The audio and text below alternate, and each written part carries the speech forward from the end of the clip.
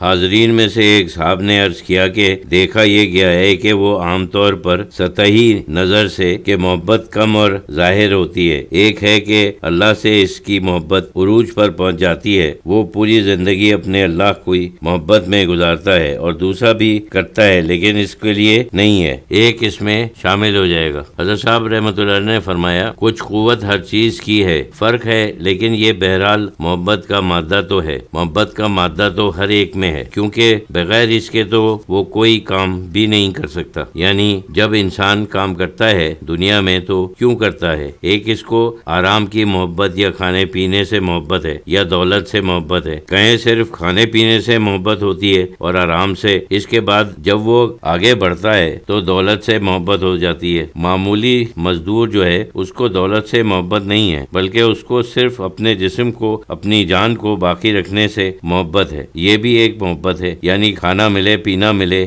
آرام ملے، کپڑا ملے، وہ سمجھو ابتدائی چیزیں ہیں. بعد میں آدمی کی یہ چیزیں بدل جاتی ہیں کہ وہ دولت پیدا ہو جائے، یعنی آج کی ضرورت پوری ہونا ہو، بلکہ وہ تمام قیامت تک کی ضرورتیں پوری ہو جائیں. یعنی اتنی دولت ہمارے پاس ہو کہ ہم بالکل سیکیور اپنے آپ کو محفوظ کریں. اس کے پیچھے غالباً سیکیورٹی کا سب سے بڑا دخل ہے. پھر عیش و آرام، بڑی بڑی بلڈنگیں، اس میں فخر، غرور اور تکبر ہو جاتا ہے. یہ سب چیزیں ہیں، سب مل کر خواہشیں بن جاتی ہیں، لیکن یہ سب محبتیں ہیں. سب سے پہلے جو فطری تعلیم دیتے ہیں وہ کہتے ہیں کہ پہلے تو یہ محبتیں ختم کرو، یعنی کھاؤ پیو صرف زندہ رہنے کے لیے، اس سے محبت مت کرو. اس کی جو ضروریات زندگی میں، کپڑا، مکان، بال بچے، جو کچھ زندگی کا کاروبار ہے، سب اس کو پورا کرو، فرض ہے، ضرورتیں ہیں، لیکن اس سے محبت مت کرو. محبت تو اللہ اور رسول صلی اللہ علیہ وسلم کے لیے ہے، یا یہ ہے کہ اپنے بھائیوں سے کہ جو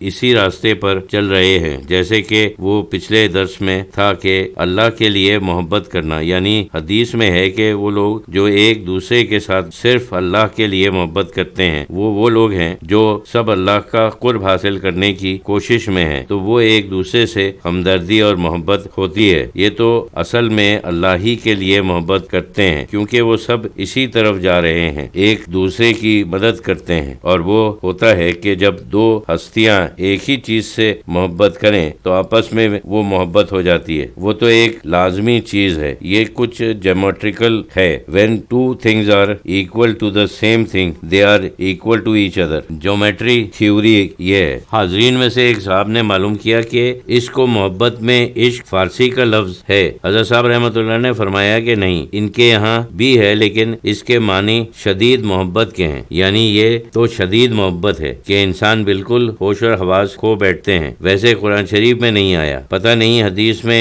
شاید یاد نہیں کبھی آیا ہو، لیکن بعد میں سوچنے میں اس کو زیادہ روایت کیا. لیکن قرآن میں والذین آمنوا اشد حب للہ، اس کے معنی ہیں بہت زیادہ، یعنی ایکسٹریم لو آف گاڈ، یعنی بہت زیادہ محبت کرنے والے. اشد لفظ یعنی چونکہ جس وقت ناؤن کے ساتھ استعمال کرتے ہیں تو اشد کے معنی ہے ایکسٹریم، جیسے کہتے ہیں بہتر اور بہترین. اشد حب کے معنی یعنی بہترین، مطلب یہ ہے کہ بہت زیادہ، سب سے زیادہ محبت کرنے والے. عشق کا لفظ شدید محبت کے لیے ہے، جس سے انسان کا ہوش اور حواس بھی گم ہو جاتا ہے. تو وہ ظاہر ہے کہ قرآن اور حدیث میں اگر یہ لفظ آتا تو پھر وہ کیونکہ عوام کے لیے اعتدال کی ضرورت ہوتی ہے تو عام تعلیم کے لیے اعتدال کی تعلیم ہوتی ہے، ایکسٹریم تعلیم تو نہیں ہوتی ہے. اس وجہ سے تو ہم یہ امید بھی نہیں کر سکتے ہیں کہ اس قسم کے الفاظ جو ہیں جو کہ کسی انتہا کی طرف اشارہ کرتے ہیں تو اللہ اور رسول استعمال کریں. وہ اشارہ کریں گے اس طرف، وہ اس طرح اشد حب یعنی بہت زیادہ محبت. لیکن عشق کا لفظ اگر عام طور پر اللہ اور رسول صلی اللہ علیہ وسلم بھی استعمال کرتے تو یہ ہے کہ پوری امت کو تو